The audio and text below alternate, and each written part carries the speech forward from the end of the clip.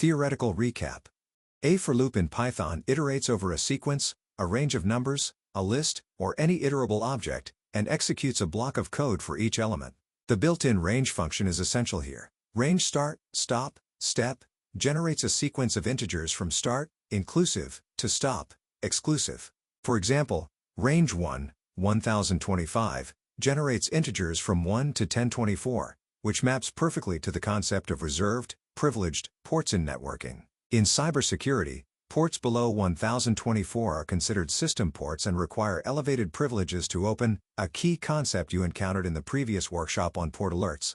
A common mistake beginners make is confusing range 1, 1024, which stops at 1023, with range 1, 1025, which correctly includes 1024. Another frequent error is forgetting that the loop variable changes at each iteration and must be used inside the loop body, not outside it. Mental model. Think of the for loop as a conveyor belt. Each port number arrives one by one, and your code inspects it before moving to the next. Mini example. Python. For port in range 1, 6. Print f checking port. This prints ports 1 through 5. Build on this pattern to construct more meaningful security-oriented logic. Workshop brief. This workshop puts into practice the for loop introduced in the previous lesson, combined with your earlier knowledge of variables, types, conditions, and the notion of reserved ports. Your goal is to write a Python script that systematically iterates through a sequence of port numbers and applies conditional logic to classify or flag each port according to predefined security criteria.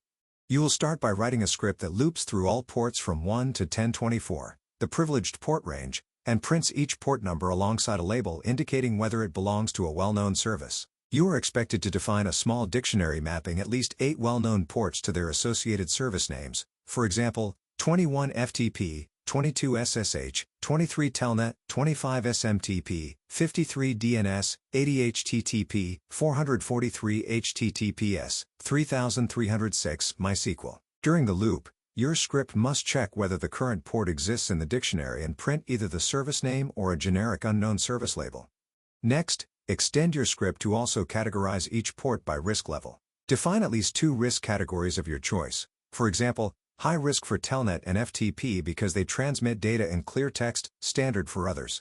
Your loop should print the port number, service name, and risk level for every port in the range. Finally, add a summary section after the loop that counts and displays the total number of ports scanned, the number of identified services, and the number of high-risk ports detected. Use variables and counters updated inside the loop to produce this summary. You are encouraged to think about edge cases. What happens if the dictionary contains a port outside the 1 to 1024 range, such as 3306? Should it appear in the output? Handle this logically and justify your choice in a comment inside your code. Throughout your script, use meaningful variable names, add at least 5 inline comments explaining your logic, and ensure the output is readable and well formatted. A clean, professional terminal output is part of the expected deliverable. Imagine this script as a first building block of a real port reconnaissance tool. You have 4 hours to complete this workshop.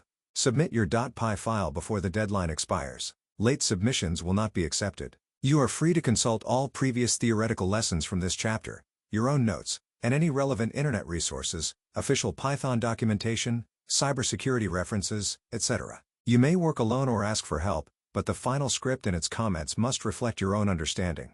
Tips to overcome potential difficulties. If your loop output becomes too long to read in the terminal, consider limiting your print statements during testing to a smaller range, for example, range 1, 101, and switching to the full range only for the final version. If you are unsure how to check whether a key exists in a dictionary, revisit the Python documentation on dictionary methods such as .get or the in operator. If your counter variables are not updating correctly, verify that they are initialized before the loop and incremented inside it with the correct indentation.